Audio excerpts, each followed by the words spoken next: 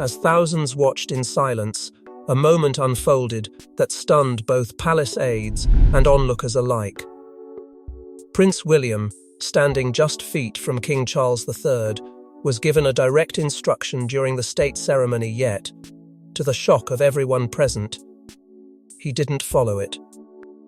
And in that brief but powerful defiance, something shifted in the air. The monarchy cracked just a little more. Before we go deeper into what this really means for the royal family, make sure to subscribe so you don't miss a single update. The event was meant to symbolize unity, tradition, continuity. But instead it gave rise to something much more dangerous: uncertainty. As dignitaries from around the world looked on, Charles reportedly gave William a discreet cue, a gesture rehearsed and refined through centuries of royal ceremony. One nod, one bow, one simple action designed to affirm a hierarchy the public assumes is unquestioned. But William didn't move. He stood still, resolute and unflinching, and though the exchange lasted mere seconds, it was enough. Cameras captured the stiffness in Charles's expression. Aides-de-camp shifted nervously behind him, and reporters began to whisper among themselves. William's refusal wasn't accidental. It was calibrated, silent resistance, a royal message delivered with no words at all. Just beyond the official proceedings, foreign envoys exchanged subtle glances. Journalists began frantically scribbling, sensing the story was no longer the event itself but the fracture that had just revealed itself on stage. Catherine, Princess of Wales, kept her posture elegant and composed, but even she couldn't escape the collective awareness that something had gone terribly off script. And then, in a moment that no one had anticipated, the crowd, initially frozen, responded. Not with gasps, not with outrage, but with a slow, scattered round of applause that rose like a tide. It wasn't a roar, but it didn't have to be. It was enough to shift the entire energy of the moment. There, in the very ceremony meant to reinforce legacy, the public chose sides. Not with the reigning monarch, but with the heir who refused to bow. But to understand why William made that choice, we have to go back to the conversations that happened just days before the event behind closed palace doors. Sources inside the palace now confirm that the tension between father and son didn't start at the state ceremony. In fact, just days earlier, a closed-door meeting escalated into what aides have called one of the most uncomfortable exchanges between a reigning monarch and an heir apparent in decades. It was supposed to be a strategic briefing, nothing more than a routine conversation between generations about optics, order, and tradition. But from the moment William entered the room, something felt off. The air was heavier, the silences longer. Charles began by outlining his expectations for the state event: formality, hierarchy, tradition. But William came with his own agenda. He reportedly laid out a list of proposed changes. Small shifts in protocol meant to make the royal family appear more in touch with the modern world. Charles listened in silence, expression unreadable. And then, with clipped precision, he responded with just 3 words that changed the entire tone of the meeting: know your place. What followed was a pause that reportedly stretched for several long seconds.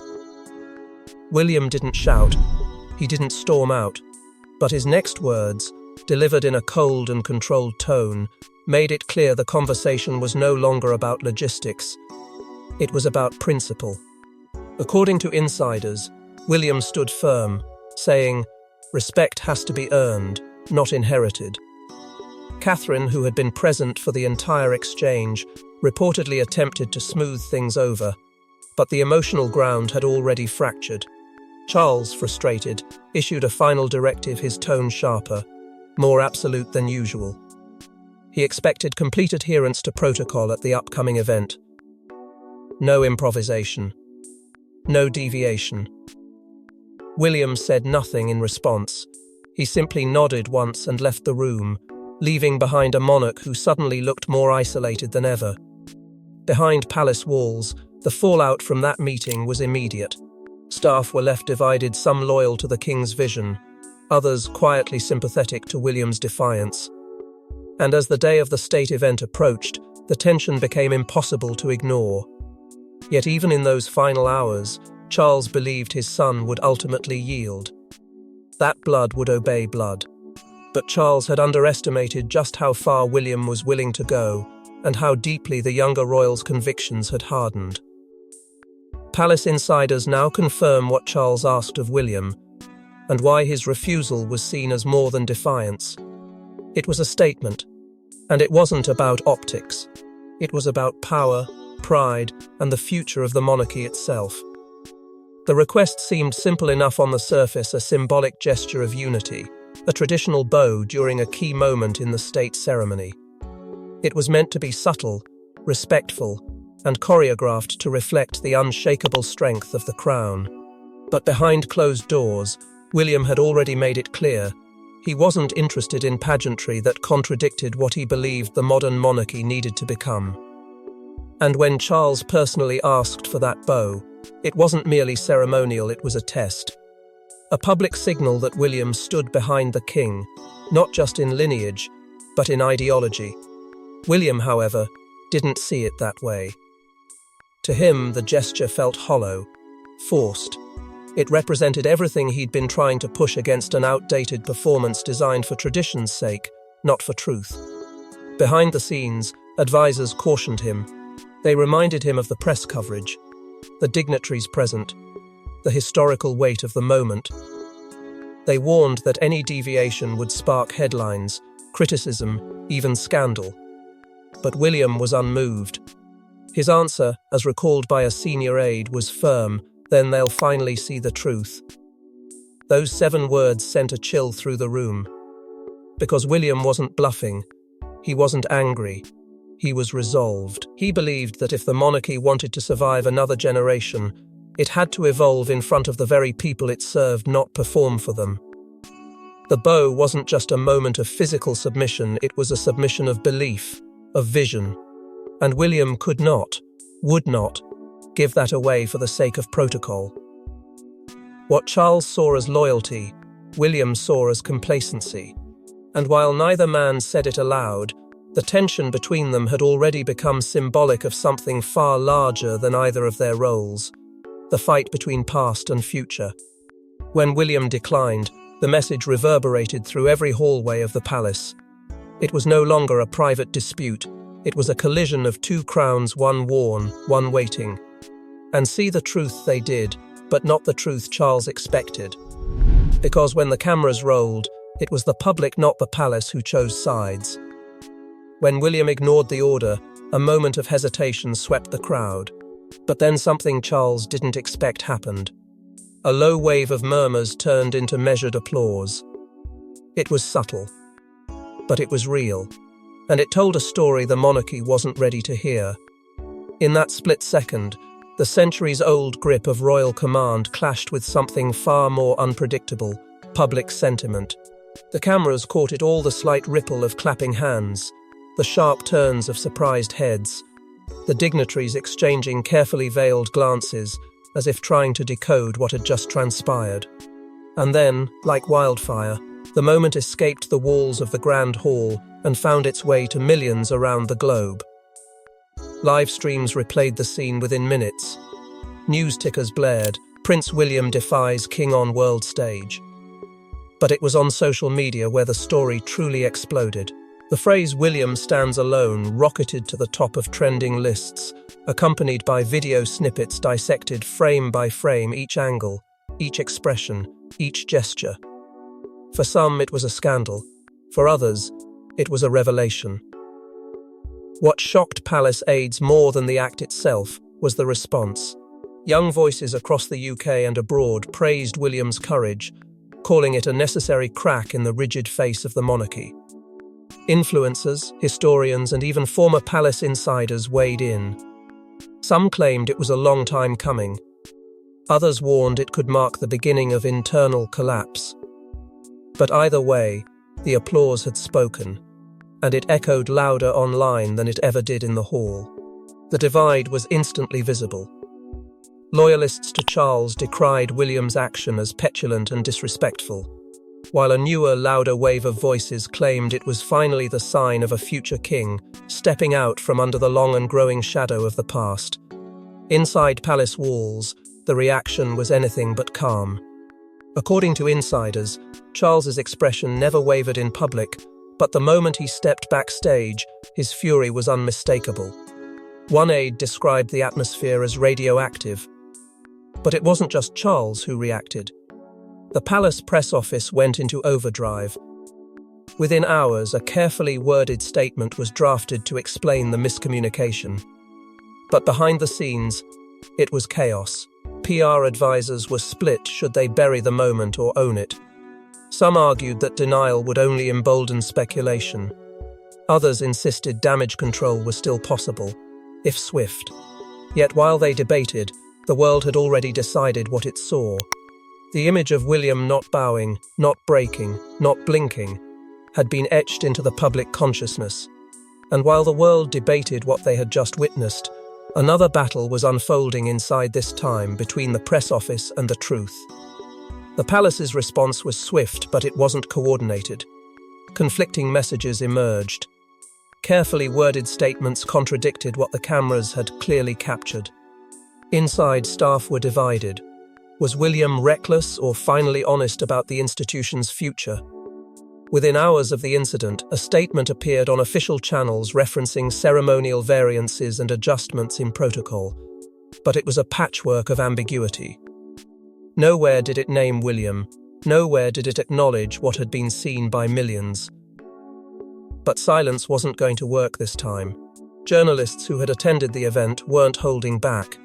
Analysts dissected the footage, and public opinion pieces flooded in with unflinching headlines. Prince breaks rank, king undermined, succession rift deepens.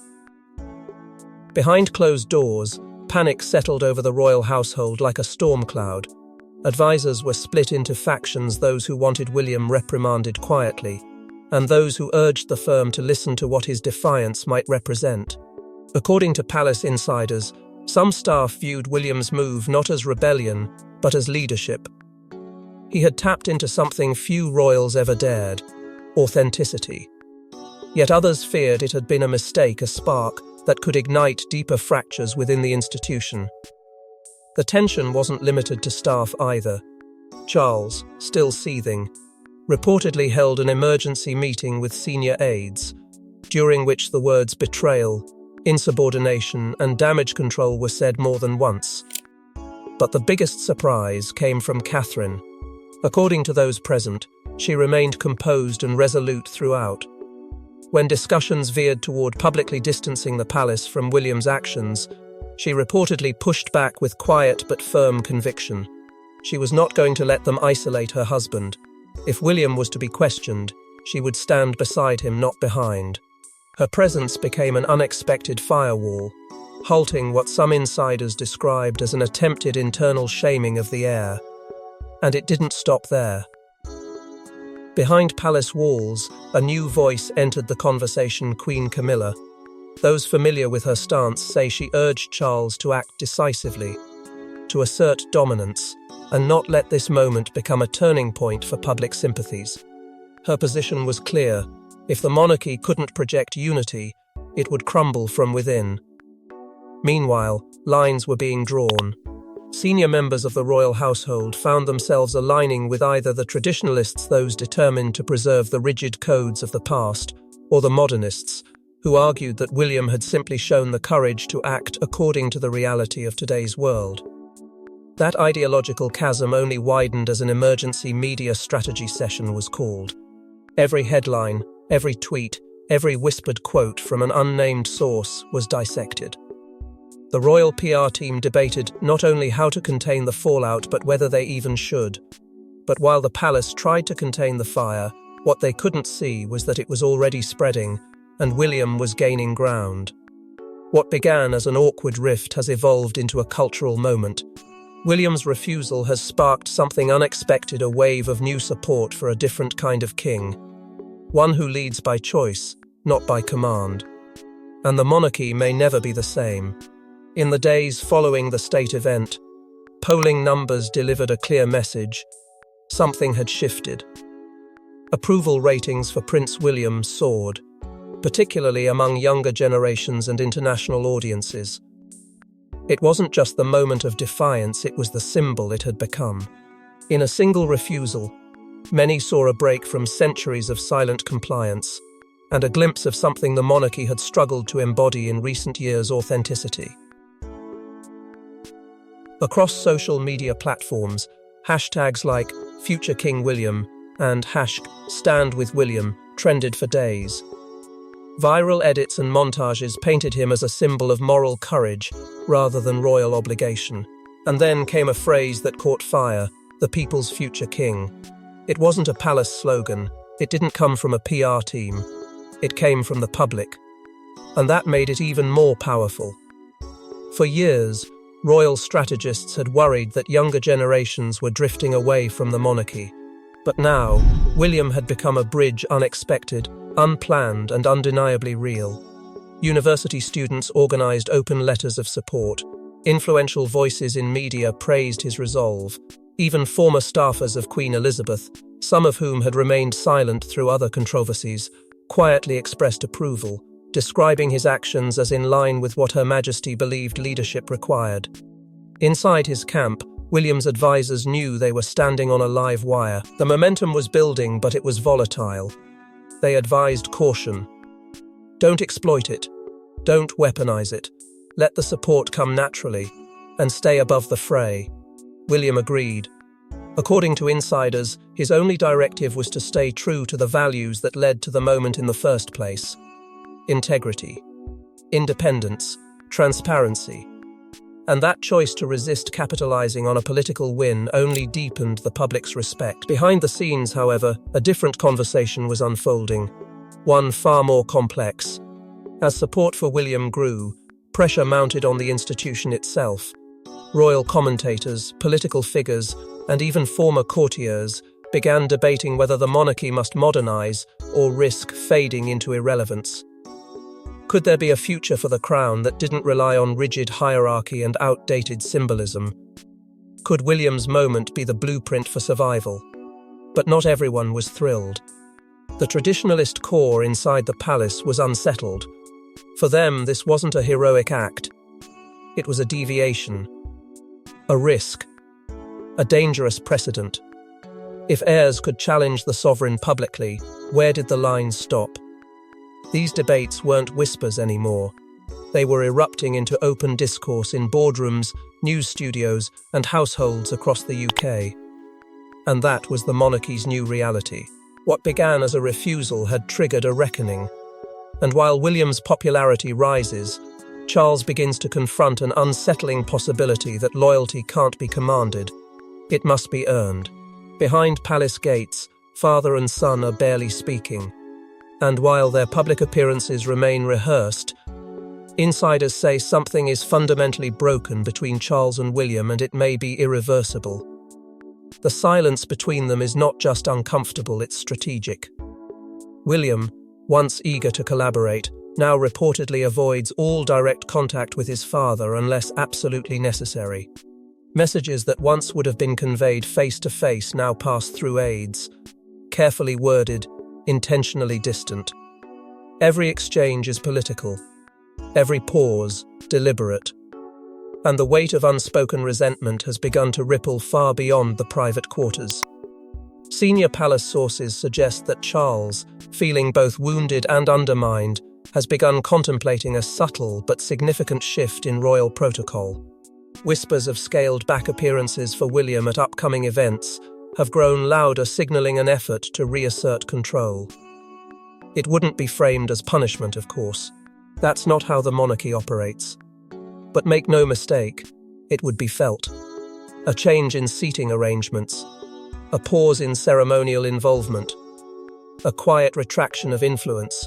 These things speak volumes in royal language. But William isn't flinching. He's not seeking validation anymore. His recent defiance wasn't a cry for attention, it was a line drawn in the sand. And perhaps more than anyone, Charles is beginning to realize just how firm that line is. What was once an occasional disagreement has metastasized into a cold war within the House of Windsor. Not explosive, not theatrical, but deeply corrosive. And nowhere is that erosion more visible than in the private family spaces where monarchy meets bloodline. Even Catherine, ever the stabilizing presence, has reportedly found herself navigating tense silences and sharp glances, trying to shield the children from the emotional fallout. The warmth that once defined grandfather-grandchild moments is now shadowed by political tension. Birthdays, holidays, private dinners, all touched by the chill of unresolved conflict. Adding to the fracture is Queen Camilla's increasing involvement behind the scenes. According to palace insiders, she has stepped into an active advisory role, counseling Charles not just as a partner, but as a strategist. And that, too, has not gone unnoticed. While Charles leans more heavily on her counsel, William reportedly sees the growing influence as a wedge, driving the family further apart. What once might have been tolerated is now viewed as manipulation. Every conversation, every decision, every subtle pivot of power is measured through the lens of mistrust. The monarchy was built on continuity, on the idea that legacy supersedes personal pain. But now, that very foundation is trembling, for if the two most central figures in the line of succession can't even share a private word, how long can the institution maintain its polished illusion of unity? But even as father and son drift apart, outside the palace walls, a different battle is being waged, one that Charles never imagined he'd lose.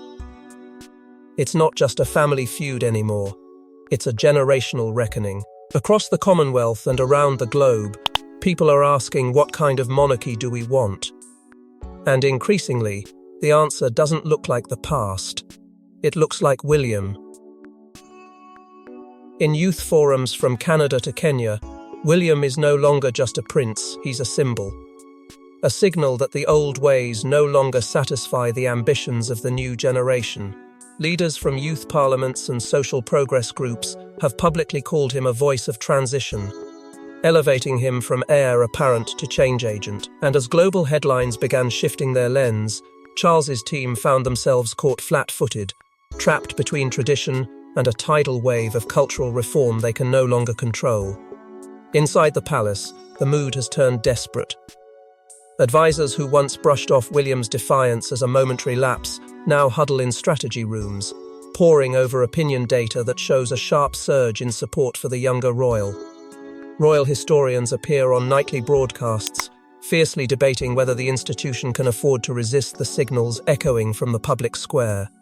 For every voice defending the sacred traditions of monarchy, another points to William's quiet resistance and asks, isn't this how real reform begins? The monarchy has long survived by evolving slowly, carefully, discreetly, but now it faces a world that's moving at breakneck speed, demanding authenticity, relevance, and transparency. Behind closed doors, Charles's most senior aides are said to be split. Some are urging the king to take back control of the narrative to reassert his vision for the crown, even if it means publicly drawing a line between him and his son. Others warn that such a move would deepen the chasm, casting Charles as the monarch who resisted his own future. And then, there's the whisper that refuses to go away. What are Charles's long-term plans? Does he see his reign as a bridge, or as a barrier? Questions are now being raised in quiet corners of Westminster, where parliamentary murmurs suggest renewed interest in the role of monarchy in modern governance. The pressure isn't just coming from Twitter, it's coming from elected voices. The phrase "future king, present leader" has begun to circulate beyond fan accounts and hashtags. It's being printed on signs at rallies, scrawled across editorials, spoken aloud in political forums, once too cautious to tread into royal controversy. Even within the UK, where royal tradition runs deep, cracks are forming. Polls reveal that younger Britons, many of whom once viewed the monarchy as a relic, are now willing to give it a second look if William is the face of that future. They don't see him as a revolutionary. They see him as human, as fallible, as brave. And in that relatability, the monarchy finds its most dangerous paradox. The very institution designed to be above the people may now depend on one man's willingness to come closer to them. And as the storm grows louder, one final twist is set to shift everything again, a decision from William himself. In the middle of rising public pressure and palace silence, William made a move that stunned even his closest allies.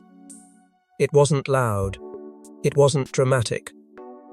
But it was unmistakable, a symbol that the heir is done waiting and ready to lead his way. No announcement from Buckingham Palace, no notice to royal press secretaries, just a discreet insertion into a regional schedule, noticed only hours before it happened. William, alone, arrived at a community youth centre in the Midlands, an appearance not coordinated through the King's office, not marked on any official calendar.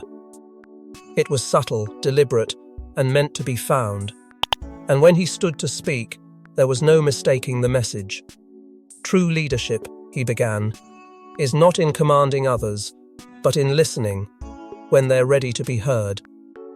The room fell silent. No applause, no cheering, just the weight of every word settling across the space like thunderclouds. In that instant, the message was clear. He wasn't addressing the room. He was addressing the crown. Within minutes, clips of the speech began circulating online. Journalists who'd already been watching the tension unfold over weeks seized on the implications. Unscheduled, unfiltered, unmistakably bold, one headline read. Pundits debated its meaning. Insiders whispered confirmation that Charles had no idea the appearance was happening until after it began. And when palace officials reached out to the King's team for comment, there was none. Silence. The same silence that William had been navigating behind closed doors. But this time it was Charles who had no voice. Because anything he said, any retaliation or dismissal, would only confirm what the world had already started to believe. That William had moved beyond being next in line. He had stepped into a role no one could stop him from claiming, moral leadership in a monarchy desperate for meaning. By the next morning, polls revealed something unthinkable just months before. For the first time in modern history, more than half of the UK public supported William's vision of the monarchy over Charles's, a shift that didn't come from scandal, nor strategy, but from stillness, authenticity, and an undeniable sense that William understood where the world was going, and that perhaps Charles did not. Among young people, the gap was even wider. William wasn't seen as a rebel anymore. He was seen as inevitable, quiet, steady, but firm. The kind of leader who didn't need to ask permission to lead, because leadership in the eyes of the public had already been given to him. Inside the palace, reactions ranged from disbelief to dread. Some senior aides reportedly begged Charles to issue a statement, to reassert the hierarchy and frame William's move as a misstep. Others, older, more cautious, advised restraint. They knew what Queen Elizabeth had always known. The power of a monarch is not in force, but in perception. And that perception was shifting fast. One source claimed Charles remained furious, pacing, making calls that went unanswered.